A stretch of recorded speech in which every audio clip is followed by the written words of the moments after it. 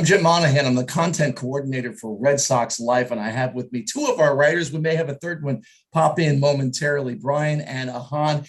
Good afternoon, gentlemen. And boy, are we surprised to be here or what? Bryan, you were just saying that before we came on the Zoom meeting. I honestly, given the last week how they played, I would say even since like August, I'm really surprised they got it done. August was the only sub 500 month this team had, but boy, was August bad. It seemed like it was since the All-Star break, it was so much worse than that. It just didn't seem like, to me at least, it didn't seem like the team had a whole lot of heart some days. Ahaan, what's your take on it so far, being here as we're about to get to the wild card game tomorrow? So first off, if people were listening to the last time I was on, I dropped some claims. I had to leave before and drop some hot takes. At that point, what were we? We were first in the division by just a couple of games, something like that. Yes. And I said we were going to run away with this division in by the time October hits. Here we go. The Rays are up on our necks all over again, and they annoy me. I'll say that. The Rays annoy me every single year, even though I was rooting for them against the Dodgers last year. I think that's a testament to just how good the Rays are. And a lot of people said after the Sicky Stubbs and stuff, they're not going to be able to pitch anymore. They proved us wrong once again. I think that's more of a testament to how good they are and not our quote unquote collapse, as people like to say it. I'm just happy we got it done. After they started the year the way I would have hoped they would have started, I'm glad they ended up getting at least a wild card spot, which I thought they were going to be in the entire season. So I'm happy they got it done. I'm not as surprised that they're here, but there's a lot that can go wrong and a lot that can go right in a wild card game, and I'll be there to see it all. So let's just say, can I pick it back up that really quick? I don't know if I would say that. I don't think Boston was ever really supposed to be this good anyway. Well, I thought they'd be a 500 team this year. I really did. Better than last year, but 500. They played way above their heads for the first 3-4 months of the year. Way above. Yeah, I feel like doing that whole thing, right? Devers didn't really get hot or get going, I guess, until really like almost June when he went on a tear. Like JD Martinez carried him in April. And that was the weird part about it. Like they were winning games when JD Martinez or Bogarts or one guy was carrying them. When the whole offense would hit, like when Renfroe started hitting and when Verdugo started hitting, they weren't winning games, which was really frustrating, actually. Well, Ahaan, you mentioned the Rays, and I thought it was very revealing that there was a video that Cora released and let the team post on social media. And he gave a speech to the team, congratulated them on their hard work, talked about the Zoom meeting they'd had early on. And then he turned and he handed the lineup card for the game to Chaim Bloom. And I thought that was just so fitting because obviously the architect of so many of those great Rays teams the past few years, and his fingerprints are all over the 2021 Red Sox, obviously. Yeah, I mean, first of all, I'm happy that happened. I was a little surprised to see Chaim celebrating the way he did, bare feet and all that stuff. Happy to see him celebrate. That's my guy right there. Every single move that Chaim Bloom made has played an impact on the team, and not one of them. Jose Iglesias. What would we do without Jose Iglesias? We won the playoff spot by one game. If Jose Iglesias doesn't come in and rake and the 9 spot, do we make it? Maybe not. Every single move that he made, but also every single move that he passed up on. How about when Red Sox fans want to panic about the bullpen and say trade for Brad Hand? Meanwhile, Brad Hand might be the reason the Blue Jays missed the playoffs. How about passing up on Anthony Rizzo when Anthony Rizzo has been a much worse hitter before the trade deadline and after the trade deadline than Kyle Schwarber? He just waited, said give Kyle Schwarber a couple weeks, he'll be back, and he is the much better hitter. The fact that he played every card, at least during the trade deadline season, correctly, I'm happy he got the lineup card. He deserved it. I agree with you. We're talking with a couple of our writers here from Red Sox Life on a quick Zoom meeting ahead of Tuesday's wild card game with the Yankees. If you hear a little, how old is your daughter, Bryan? 6. Okay. If you hear a young voice in the background, that's Brian's daughter. And if you hear a couple of dogs in the background, that's mine. And I think, Brian, you said you have yours under your desk? Yeah, my dog is named Fenway, actually. Okay. And he is sleeping under me currently, but I'm expecting a package here shortly, so he might get up and go bark at the door here. Ahaan, any visitors with you, or are you by yourself? I have a visitor who's a Yankees fan who's coming in from New York tonight, but I assume he won't show up to my door early just to trash talk me. But a lot has been going on over Facebook and stuff today between. Well, him. Speaking of, you guys know that Facebook is crashed now, right? Yes, yeah. At least for the time being. It's late this morning and into the afternoon. Yes. Did we do that? Did Red Sox fans break it? I don't know. Someone told me that, so I was following along, and some guy. There's a big giant thread on Google that talks about how their server got nuked, the whole thing is gone. Well, as long as the Red Sox Life server is still up, I guess we're still in business. Yeah, no, we're still good there. It's just Facebook is gone apparently. So I have a couple of names that I've written down who I think were key to what happened this season. Both of them, two of them rather, named Garrett. Richards and Whitlock. I think the job that the two of them did, you can't say enough the job that the pitching the two of them did, especially after Whitlock, who failed as a starter. And I'm thinking this guy's going to sulk his way into the bullpen, and he didn't. I think he stepped up his game, and he was a big part of what happened at the end. You said that was Whitlock. You mean Richards, right? I'm sorry, Richards. Yes. Yeah, I would say Garrett Whitlock has not been tried as a starter yet. I don't feel that that they were great, but can I also say something else too? They were great in spite of Matt Barnes trying to Matt Barnes his way through the end of the year. So I kept telling everybody all year, there's no way that Matt Barnes has figured this out. It's gonna happen eventually, it's happening. Brian, you're not going to get off the call without hearing some pushback on Matt Barnes. That's my guy there for the last 4 years. I don't dislike Matt Barnes. I think he's good. However, there was no way that dude was pitching to a 2 ERA all year long. Not going to happen.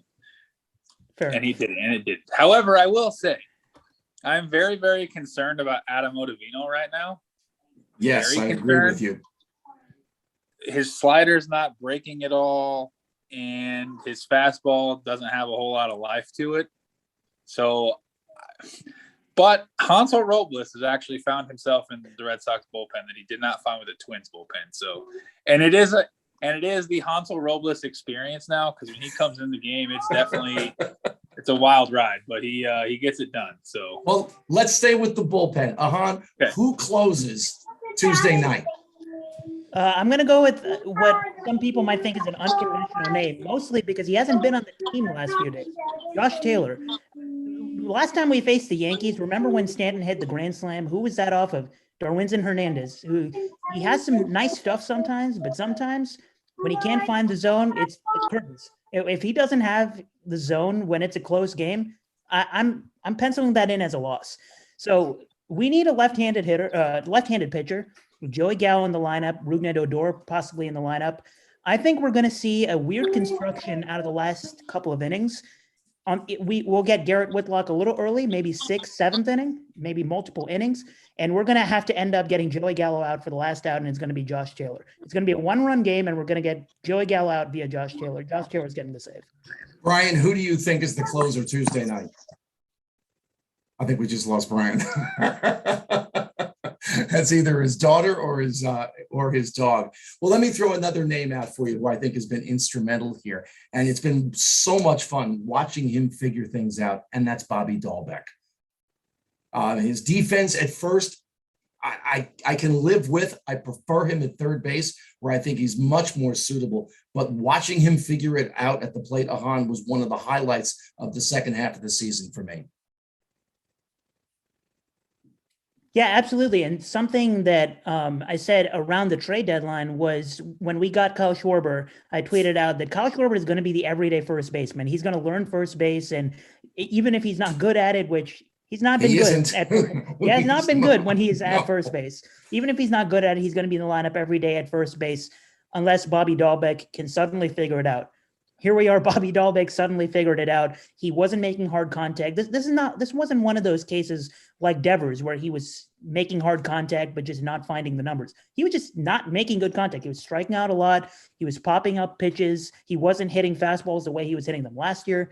And then everything just flips a switch. And something you mentioned, defense. The defense got a little better when he started hitting as well. He was scooping everything like Mitch Moreland in 2018. It kind of reminded me of that. Just every part of his game, he got more confident, and he was taking walks, which was just mind-blowing, which he wasn't doing earlier.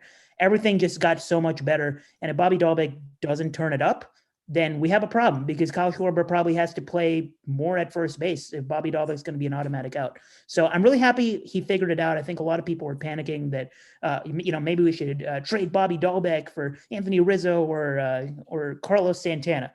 Well, there's a reason Bobby Dahlbeck is still on the team. He figured it out. But I think in the future, we're going to see a little bit of streakiness. He's not going to be hitting at a 5,000 OPS all season long, but he was top 4 in OPS in September, something like that, out of all hitters, hitting way better than I made a joke about this on Twitter, but he was hitting way better than every player in the league named Anthony.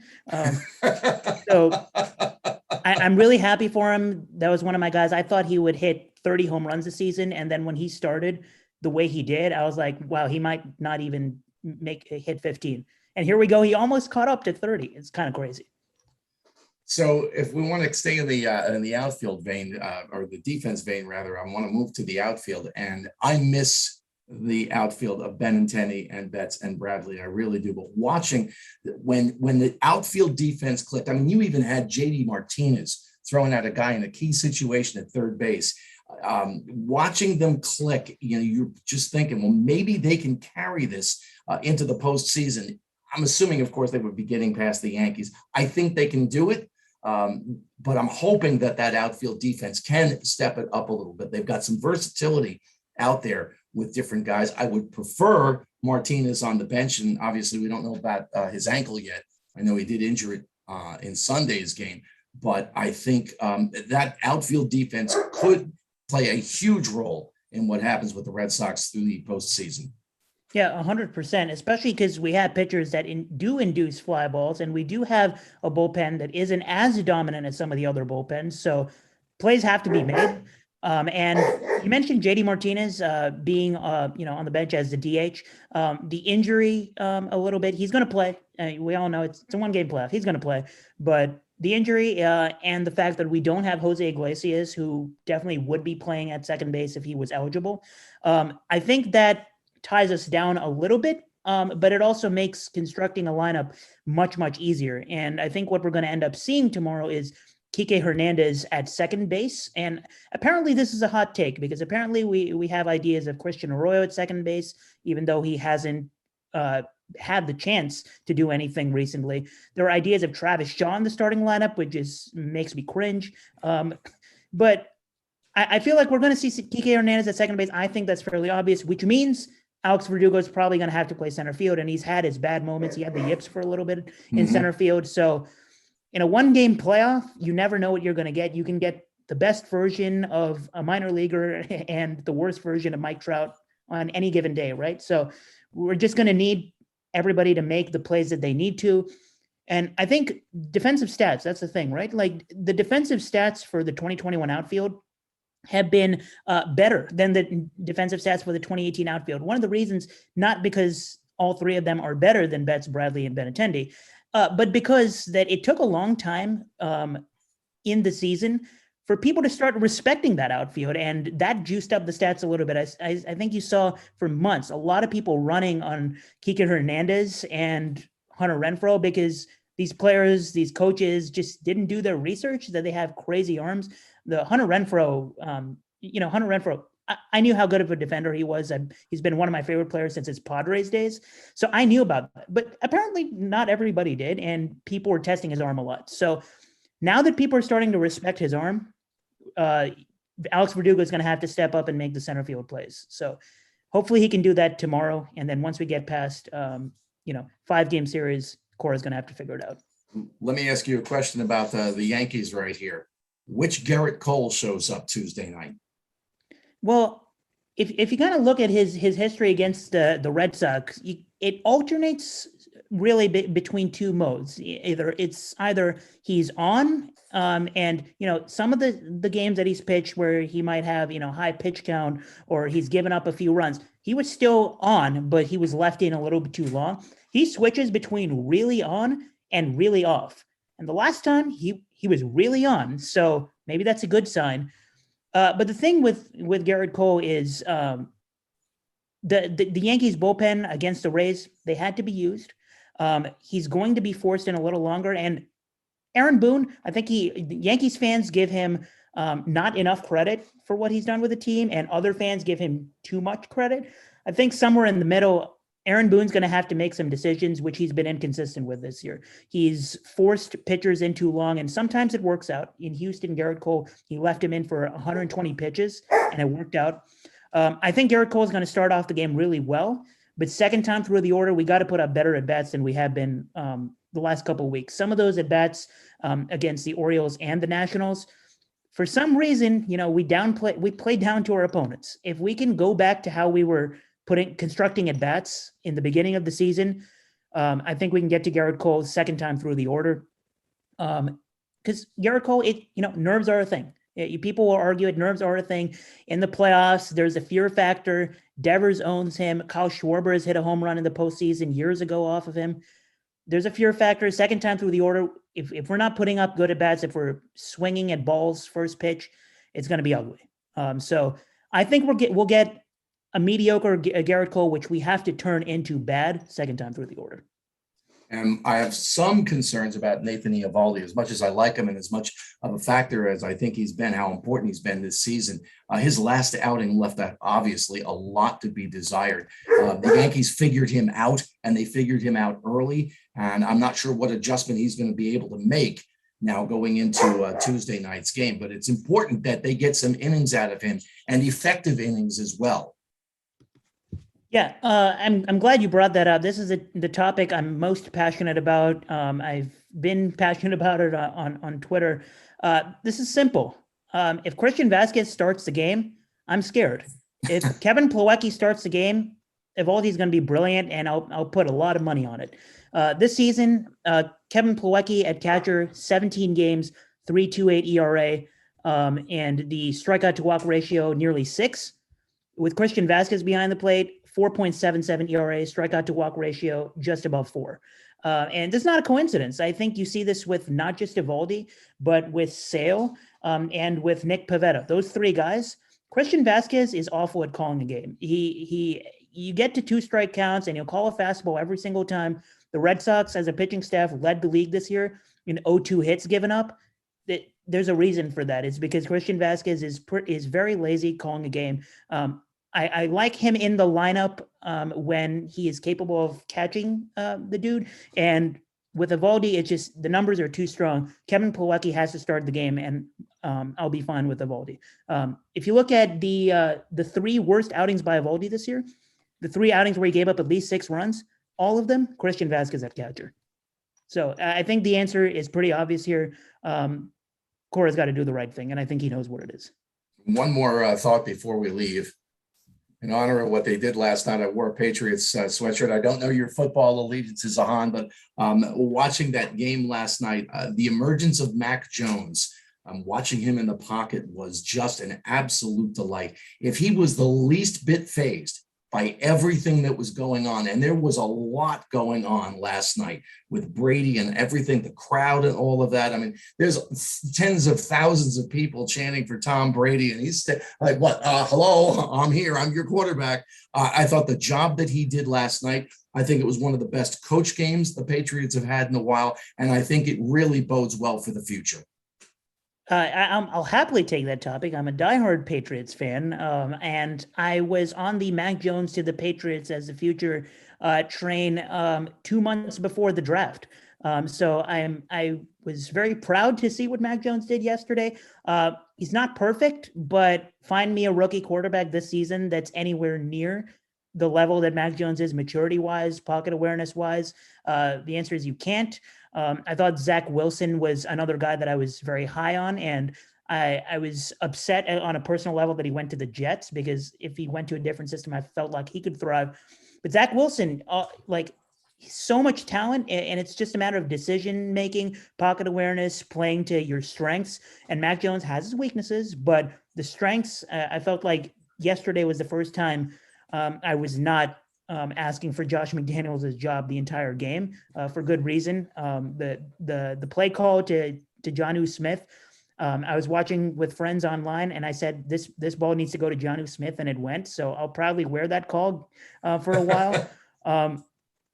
If the Patriots let Mac Jones eat, and by eat, he's not the kind of guy that can chuck 50-yard balls yet, but he'll get there. He has the talent. I think people who didn't watch him much at Alabama just look at the numbers and say he had Devontae Smith. He had so many good receivers. Therefore, he is bad, which makes no sense to me. He'll get there. It'll take some time, but I'm very happy with him in the future.